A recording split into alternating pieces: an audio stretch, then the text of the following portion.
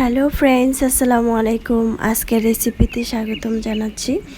আজকে ঝটপট একটি রেসিপি নিয়ে চলে আসলাম, সেটা হচ্ছে চিকেন বিরিয়ানি। আজকে নতুন রাঁধুনি অথবা পুরাতন সবাই কিন্তু এটা তৈরি করতে পারেন। ইফতারিতে অথবা সেহারিতে এই রেসিপিটি ঝটপট রাখতে পারেন মাঝে মধ্যে। প্রথমে আমি এখানে চিকেন নিয়েছি 500 গ্রামের মতো, আলু নিয়েছি 2টি, পেঁয়াজ কুচি নিয়েছি 1 কাপের মতো, কাঁচামরিচ 7-8টার মতো মাঝখান থেকে কেটে দিলাম, আদা রসুন দিয়ে দিলাম 1.5 চামচ করে, তারপরে দিয়ে দিলাম ধনিয়ার গুঁড়া 1 চামচ, জিরার গুঁড়া 1 চামচ, তারপরে আমি এখানে দিয়ে দিব মরিচের গুঁড়া 1 চামচ। যেহেতু কাঁচামরিচের গুঁড়াটা দিয়েছি তাই অল্প করে শুকনো মরিচের গুঁড়াটা দেওয়া যাবে। তারপর এখানে দিয়ে দিচ্ছি গরম মশলার গুঁড়া 1/2 চামচের মতো। তারপর এখানে আমি পরিমাণ মতো লবণ দিয়ে তারপরে তেল দিয়ে দিব আমি এখানে প্রায় 4 থেকে 5 টেবিল চামচের মতো দিয়ে হাতের সাহায্যে খুব সুন্দর করে মেখে আমি এটা ঢাকনা দিয়ে ঢেকে রেখে দেব 5 মিনিট। চুলার আঁচ প্রথমে বাড়িয়ে দিয়ে তারপরে 80%-এর মতো করে দিব।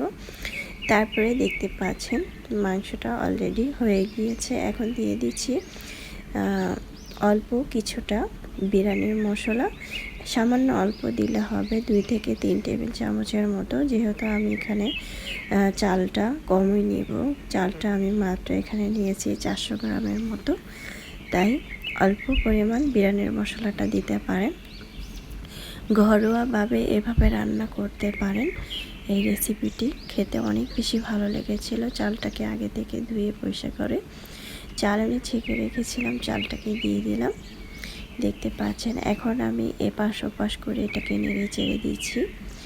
ভালোভাবে এটাকে আমি ভেজে নেব চিকেনটার সাথে দিয়ে আমি অনবরত নেড়ে চেড়ে দিচ্ছি।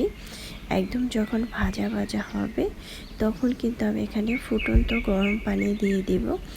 আমি ফুটন্ত গরম পানি এখানে দিয়েছি প্রায় 1.5 কাপের মতো। আমি বেশি পরিমাণ পানি দিব না, চুলার আঁচ কমিয়ে দিব।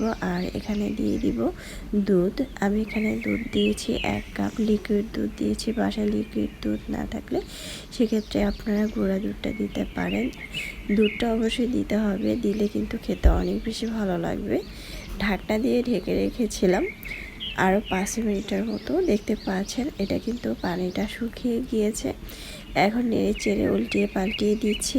আবারও আমি এটা ঢাকনা দিয়ে দমে রেখে দেব 10 মিনিটের মতো। যদি হাতে বেশি সময় থাকে সেক্ষেত্রে আরও বেশি পরিমাণ রাখতে পারেন, তবে বেশি পরিমাণ দমে রাখলে কিন্তু এটা নরম তুলতুলে সফট হবে, খেতে অনেক বেশি ভালো লাগবে।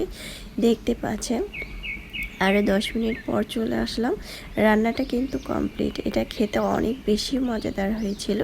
চাইলে কিন্তু এভাবে ট্রাই করতে পারেন, বাসার সবাই অনেক বেশি পছন্দ করবে।